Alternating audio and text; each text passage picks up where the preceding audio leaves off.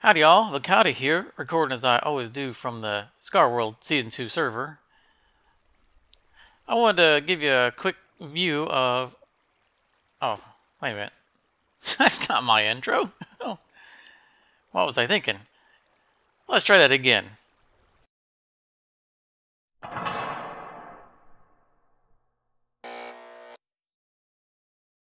Hello, and welcome back to the Scarworld Season 2 server. My name is Vakata, and I wanted to start off this episode by showing you guys the kind of final form of the kelp farm.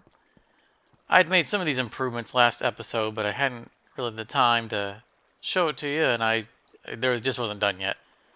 So I wanted to show you real quick while the kelp was trimmed down so you can actually see inside it. One of the things you might not know about kelp is that not only does it have a limit of 25 height growth, but more accurately, oh, hang on. Leave me alone. Hey, good. I'm trying to do an intro. Let's see if we can do this. Nope. Nope. Nope. Wait. Oh, I don't have armor on. I better not do this. Oh,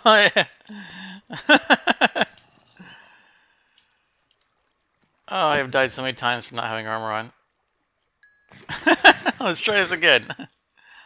Kelp grows a max height of 25, and even though it won't always grow 25 high, the caveat is that a fresh plant, which means either one that's just been planted or one that's been sheared, can grow up to 25. So anytime that you break a kelp, no matter what height it already is at when you break it, the top piece becomes the new plant. So, for example, with this farm, the distance between that dirt and the water stream up here is, I believe, 27. So it should stop at about one level below the water stream. And as you probably know, when kelp grows into water, it turns it into a water source, even if it wasn't already before. And that can break the water streams. So if you're doing maintenance or building a kelp farm and you have that short of a tolerance of height, then if you accidentally break any of the kelp while you're working on it, then you reset its potential height and it could grow into your water stream and mess it up, even if the farm normally wouldn't be able to reach it. So since I just finished these walls, it was necessary for me to press the button and reset the height of all the kelp back to, the cropping point at the bottom, so that later on it doesn't come up here and mess up all the water streams. So that's why it's reset right now. I don't really need more kelp. And I figured, you know what, I'm going to take the opportunity of the kelp being out of the way so you guys can see how pretty the farm looks now that it's all been properly walled off. Alright, well, let's move on to what this episode is going to be about. Now, I know you must have come from the previous episode thinking, alright, he's finally going to develop the area. He's been telling us he's going to develop the area. In the description from the previous video, he said it was the beginning of finally developing the area. And you know what? At the end of the episode, I fully intended to develop the area. I've been teasing it for many episodes. It was the reason I built the super smelter. It was the reason why I built the bee farm. I kept identifying resources I was going to need for the idea, the more I had to build something else for it.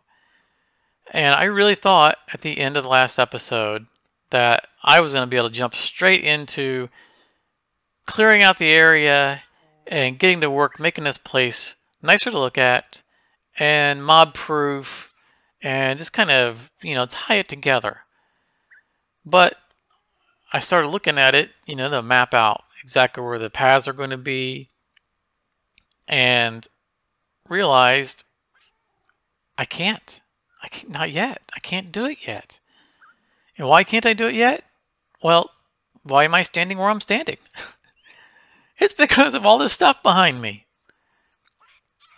The area is just not ready to be developed. There is so much stuff crammed into this little area. And I know you guys are saying, well, we've seen other people's videos. This is Scarworld, right? We've all seen Good Times at Scar. Goodness. In one of his recent episodes, he showed his grand chest monster of like 400 shulkers. And this is nothing. Well, you know what? I'm not Scar. And you know what? I don't want to have 400 chests lying around. Scar has 400 chests lying around because he doesn't have a sorting system. And we're going to have one because I like redstone. And I like organization. And I don't like having chest monsters. So this episode is going to be about making a super duper sorting system. And this is where the super duper sorting system is going to live. In this giant hole in the wall. I imagine you guys can probably tell where I dug this out. Kind of a maybe something that indicates where it might be. So I pondered, actually I've been pondering for the past couple months as to where I was going to build my sorter. Whenever I came up with what sorter I was going to build. And the obvious solution was to build it next to my industrial build area, which doesn't break the rule for the map because it's not technically a farm, it's not really part of the industrial build area, so I'm okay with it being off the map. But it's going to be right there in that hill. And that's absolutely perfect. I'll have a kind of a overlook entry here. It's going to be up off the water or off the ground somewhere that'll allow me to overlook my majestic area. And it will be where I'll put in, drop off my stuff. And then it will all carry into the mountain where the sorter will be.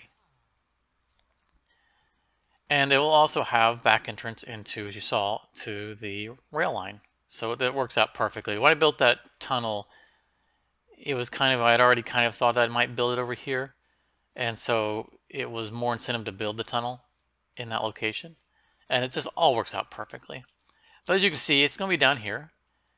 And it'll mostly be covered. I mean, I'll just expand the mountain a little bit. I just put this out here to kind of remind me of how far over it went when I was mapping out the dimensions. And this is going to be one of those giant fancy multi-sorters. And I'll give you a link to it below in the description. In fact, there are two versions of this. And they are created by a metamilo and I can't remember off the top of my head. Rapscallion, I think was the other name. There's 2 or 3 people who collaborated to come up with these two versions of this rather incredible piece of work. And to be honest, it's a little over my pay grade, so I'm just going to use a tutorial. Normally when I do my redstone builds, they are as much as possible my own creations. I mean, obviously we have crossovers, there's like some ways you can do some things.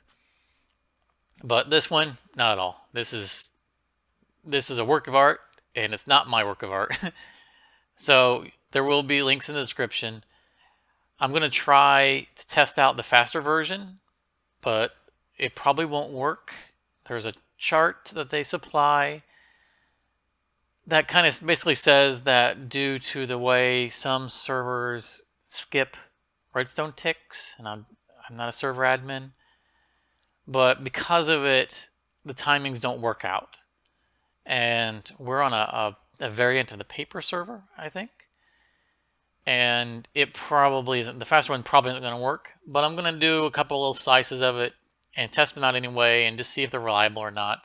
I'm probably going to end up with the slower version. And the slower version is still fine. But I just kind of liked the way the faster version works out from redstone standpoint.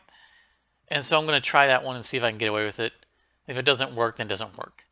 But they more or less follow the same dimensions, so it was really kind of made sense for me to pre-dig out the area so that I don't have to do like a test area. If the test works, then I just keep going. And I am going to alter it a little bit because there will be a feeder chain going through pretty high up that all the mechanisms use to do the filtering. And so I'm going to have it turn the corner, and I'm going to have it go through a standard single width filter that we, our standard filters for the bulk items. And that way I can compact them in all nice and neat along the same wall. And then it'll turn the corner and it'll go back into multi-item sorters. And then it will come out to an overflow chest and an unsorted chest. And we'll probably walk through here and go to the entrance. That will be the place where I do the unloading. So I think that this is going to work out pretty well. It's going to take some time. This is a really complex project. It takes a lot of redstone. I'm going to have to, actually, maybe I have to raid my own shop. Who knows? But I want to get to it. And I'm going to bring you guys back in once I have, done some testing. And have a better idea as to which version I'm going to go with.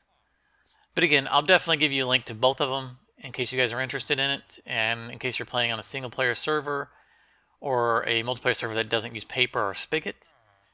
That way you'll be able to choose which version you want to use if it's something that you're interested in. And if you're a Scarian and you want to do it, then you won't have to test because you'll know which one worked and which one didn't.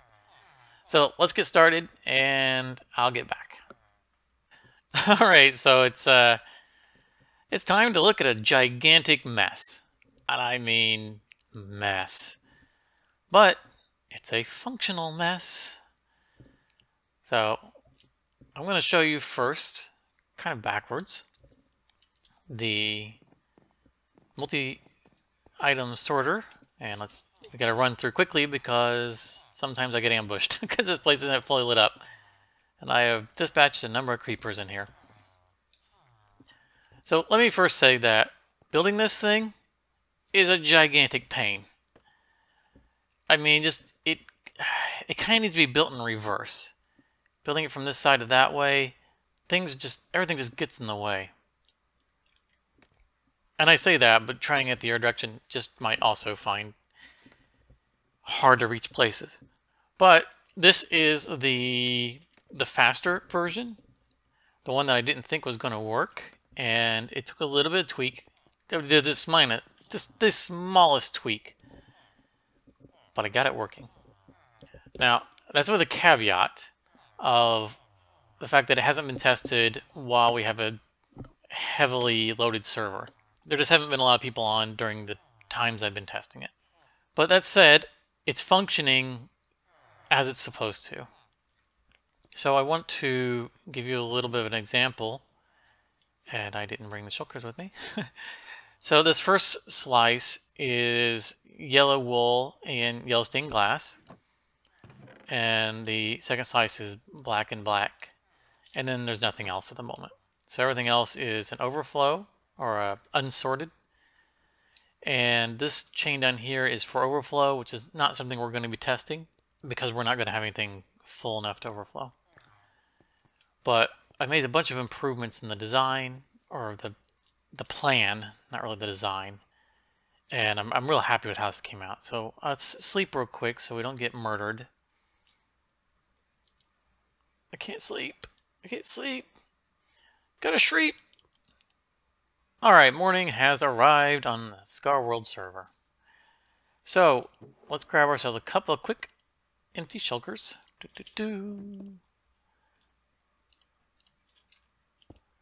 And let's put a couple of things that we know can be sorted. Let's throw half a stack of droppers. It's an easy number to remember. And a couple more things that to be sorted. and throw 25 chests in it. So this does multiple things, and I'm going to walk through them after we see it work.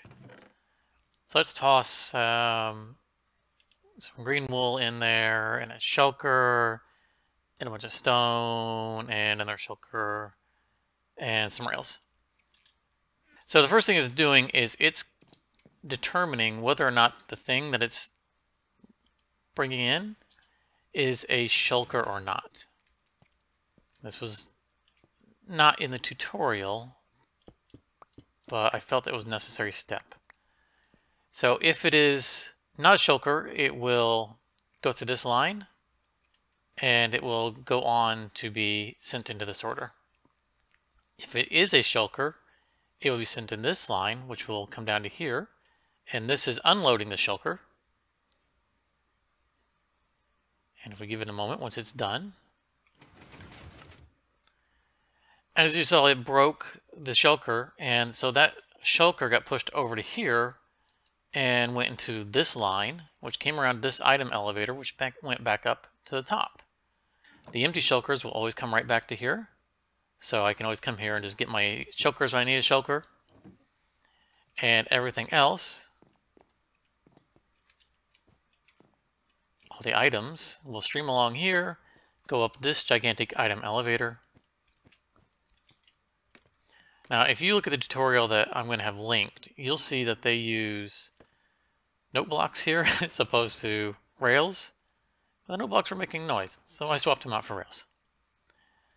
So these items come up here, and they go into this, what they're calling a pre-sorter, which more accurately would be a item slower, item organizer, I'm going to say. So what will happen is, basically, as the items come down through here, you see there's a filter. This is only allowing same type items to come through. It doesn't matter what the item is, it's just a matter that it matches whatever item's currently in it. And if you watch down here, well, we just missed it. Basically what it's doing is this system will not work if the items come flowing in willy-nilly. It needs to be the same item coming through. And if the item type switches, there needs to be just a very brief pause before the different item type comes through. Very brief. And that's what this does. So when those items switched over, here we'll throw a couple more things in here. So we'll see the constant flow of at hopper pace, right? Because it's the same items going through. And once it switches, see that just that very quick pulse. That was enough time for this to clear through and not drop an item that shouldn't be dropped. It lets the system catch up. So it's at almost hopper speed. But you can see all the stuff that we didn't want filtered out all showed up in here. And that stuff will eventually show up. So I'm going to swap these signs. This overflow will actually be the unsorted, and the overflow is going to come over here, and there will be overflow in here. And all the yellow stuff and all the black stuff showed up where they should. So that is the system in a nutshell. The filters are these items here. So we can put as many items as we want until we fill up the whole thing. Just 2 of each thing. It has to be something that's stackable. And those are the items that will fall through. And essentially what happens is if a yellow wool passes under this, there's one yellow wool here, it'll allow a yellow wool to fall out of this chest, which will increase the signal strength, letting them know there was a match. And then the yellow wool will start falling down. And eventually the last yellow wool will pass through. And that, when that signal drops out, that's the brief moment we need for it to send kind of a notification that the item type switched. And the yellow wool, the last one, will get redirected into this dropper stream, which will come up and put it back into the chest. And that's essentially how it goes. So I'm going to get to expanding this. I got a lot of building to go. I still got to dig out the area back there for the regular sorters, and then we'll wrap all the way around. And that'll be it. And then, you know, decorating the walls, you know, just kind of cleaning the place up. And you know that, you know, I'm going to have to come through here and basically tear out all this stone because it's around my redstone mechanisms and replace these walls with something. You know, traditionally I've been using brick, stone brick. But, you know, maybe I'll use kelp. It's going to be a hidden area. But, yeah, let me get to it. Let's see if I can, if it looks reasonable, I'll, you know, maybe I'll time-lapse building the rest of this system. Wow, what a monumental task this thing was. I'll tell you, you know, not only was building this a challenge, but so was recording it. Because this is incredibly dense redstone, and you know, there's just no real good angle to show what else is going on at any given time. So I did my best when running the replay back. Now, part of the problem is that I'm building off of a tutorial, and so I'm kind of building slice by slice, and this mechanism is difficult to get around in at best because there's just a lot of bad angles. And really building this whole thing is much better done if you understand the big picture by building it from down up instead of from side to side. And that's something that I more or less accomplished on the second side, and I really kind of wanted to do that so that I could show you guys better what's actually going into it. You know, I knew it would be more friendly for filming if you could see it being built bottom up. And it also made it a lot easier to reach certain areas, though it made it a little more difficult to follow the tutorials. Unfortunately,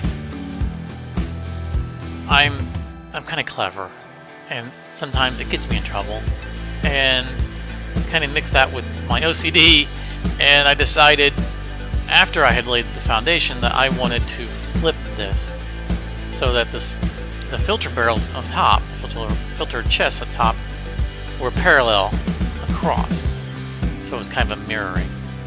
Well, unfortunately, this design can't be flipped, and that's kind of my fault, because I'm not one of the creators of the original design, and there's a fundamental understanding you get from building something from the ground up as you design it.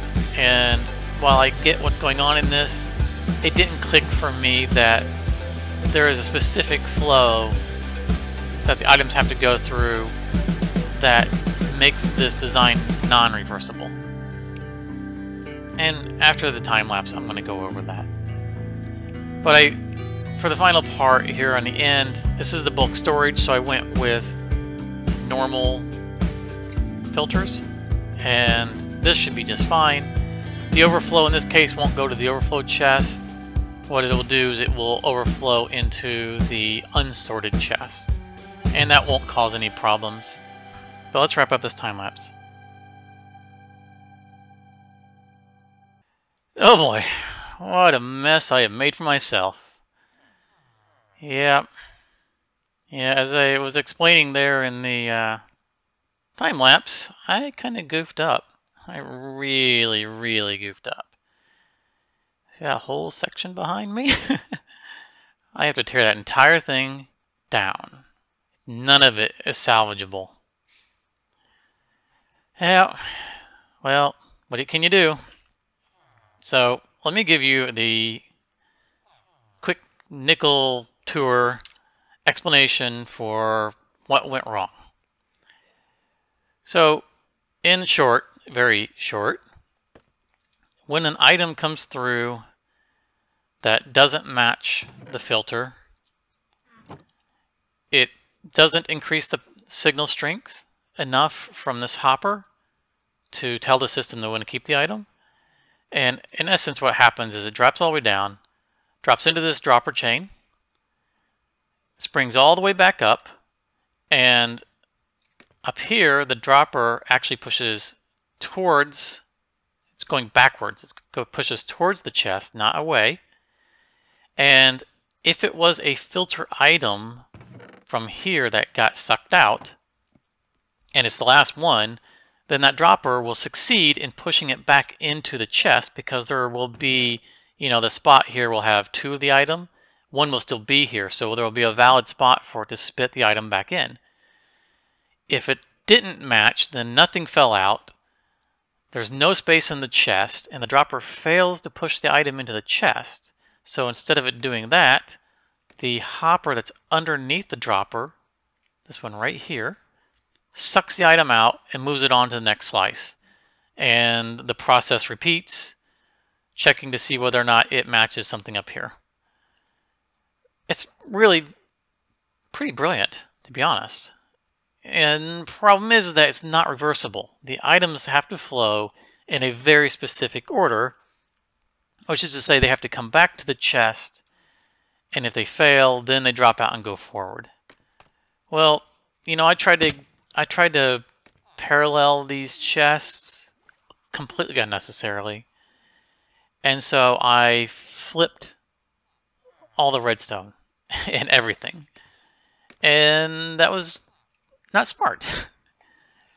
So what happens now is that the item comes down, it fails to match, falls down, goes back into the dropper, right? That's what it was doing here, right? It was going into the dropper. Problem is it's going backwards in the dropper as opposed to forward. Goes up the chain, it tries to push into the filter chest, fails, gets sucked out by the hopper, goes right back to the same slice, and just loops over and over and over again, which we can see if I drop an item here. You'll see that one item passed through, and again, and again, and it never goes forward.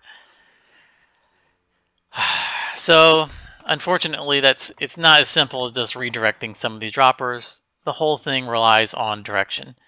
So I'm going to have to tear this whole thing down, start it all over again, and that's just going to take a lot of time. And, yeah, not looking forward to it. But, you know, it's my fault. I flipped it. I shouldn't have flipped it. It wasn't my mechanism. I didn't fundamentally understand what was going on. I didn't really think it through. And that's all on me. So, we're going to wrap up this episode. We don't have any more time. There's a lot more that's got to be done here anyway, not just fixing this mechanism, but building out the walls and the ceilings and everything else that comes along with such a large build. And we just don't have time for it. So let's wrap this up. I'll take care of that in the next episode, and we'll just see where we go from there. But thank you guys for coming out. I really, really appreciate you guys spending time watching these videos. You know, I put my heart into them. They took a lot of time to do. And every time I see someone has watched the video, it really makes me happy. It makes me feel good about it. So thank you very much. And, you know, if you got anything to say, leave a comment. If you liked it, leave a like. And I really hope to see you guys in the next episode.